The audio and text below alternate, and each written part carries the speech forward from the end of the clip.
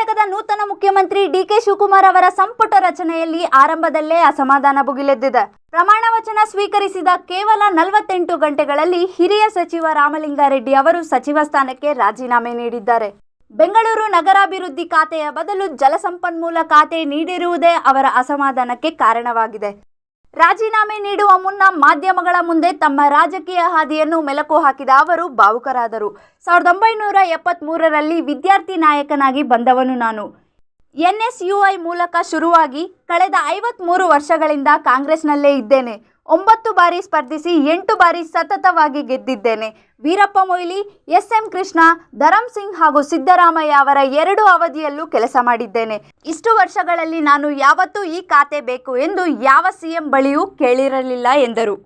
ರಾಮಲಿಂಗಾರೆಡ್ಡಿ ರಾಜೀನಾಮೆಯಿಂದ CM DK Shivakumar ಸರ್ಕಾರಕ್ಕೆ ದೊಡ್ಡ ಆಘಾತವೇ ಆಗಿದೆ.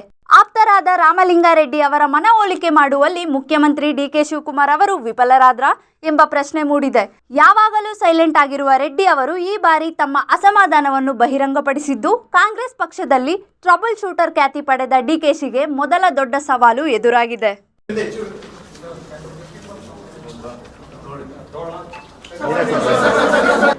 8 ಬಾರಿ ಬೆಂಗಳೂರು ನಗರದಲ್ಲಿ ಶಾಸಕನಾಗಿ ಜಯನಗರ ಮತ್ತು BTM ವಿಧಾನಸಭಾ ಕ್ಷೇತ್ರದಲ್ಲಿ ಶಾಸಕನಾಗಿ ಗೆದ್ದಿದ್ದೀನಿ.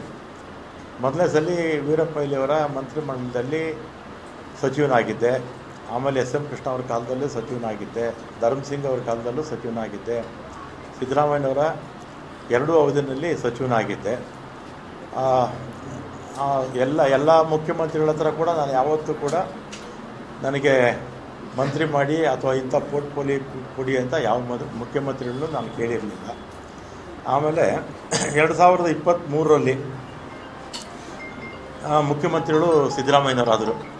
ಆಗ ನಾನು ಅವ್ರನ್ನ ಹೋಗಿ ನಾನೇನು ಮಿನಿಸ್ಟ್ರ್ ಮಾಡಿ ಅಂತ ನಾನೇನು ಕೇಳಿರಲಿಲ್ಲ. ಅವರೇ ಕರೆದು ನನ್ನ ಮಿನಿಸ್ಟ್ರ್ ಮಾಡಿದ್ರು. ಆಮೇಲೆ 20ನೇ ತಾರೀಕು ಪ್ರಮಾಣ ವಚನ ಆಯಿತು. 23ನೇ ತಾರೀಕು ಸುರೇಶ್, ನಮ್ಮ ಬೈರತಿ ಸುರೇಶ್ ಈಗ ಮಂತ್ರಿಗಳಾಗಿದ್ದಾರೆ, ಅವರು ಫೋನ್ ಮಾಡಿ ಮುಖ್ಯಮಂತ್ರಿಗಳು ಮಾತಾಡಬೇಕಂತೆ ಬನ್ನಿ ಅಂದರು. ಕನ್ನಿಂಗ್ಯಾಮ್ ರೋಡ್ಗೆ ಹೋದೆ. ಅಲ್ಲಿ ಮೇಲ್ಗಡೆ ಯಾರೋ ಇದ್ದರು, ಸೆಲ್ಲರಲ್ಲೇ ಪಾರ್ಕಿಂಗಲ್ಲಿ ನಾನು ಸುರೇಶ್ ಮಾತಾಡಿದ್ವಿ. ಏನು ಕರೆದಿದ್ದೇನು ಅಂತ ಕೇಳಿದೆ. ಅದಕ್ಕೆ ನಿಮಗೆ ಬೆಂಗಳೂರು ಪೋರ್ಟ್ಫೋಲಿಯೋ ಕೊಡ್ತೀನಿ ಅಂತ ಹೇಳಿದ್ರು.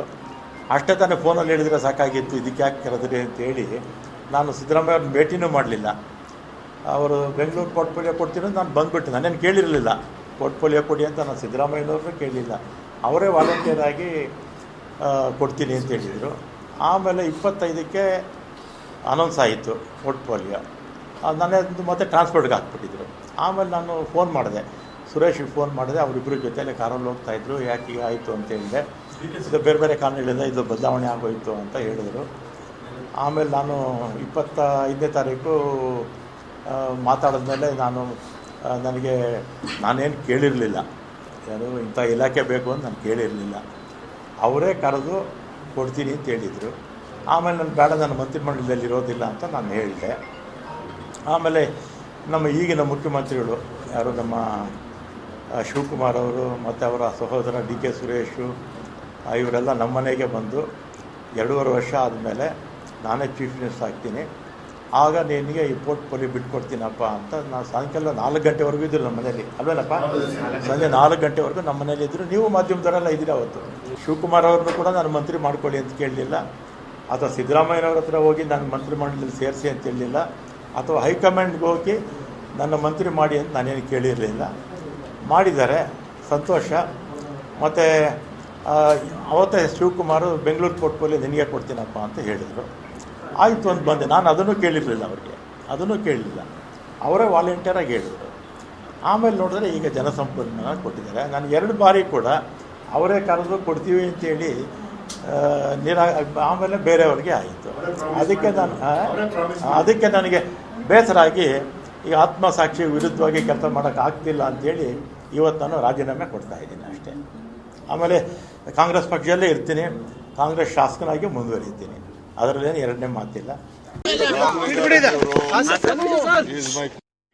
He's a senior leader. ಅವರು ಪಾಪ ಹಳ್ಳಿಲೆಲ್ಲ ಹೋಗಿ ನಾನು ಕೆಲಸ ಮಾಡೋಕ್ಕಾಗಲ್ಲ, ಬೇರೆ ಯಾವ್ದಾದ್ರು ಒಂದು ಕೊಡಿ ಅನ್ನೋದು ಒಂದು ಅವ್ರ ಅಭಿಲಾಷೆ ಇದೆ. ಅವ್ರ ಜೊತೆ ಚರ್ಚೆ ಮಾಡಿ ಸಾರ್ಟ್ ಔಟ್ ಮಾಡ್ತೀನಿ. Nothing to worry.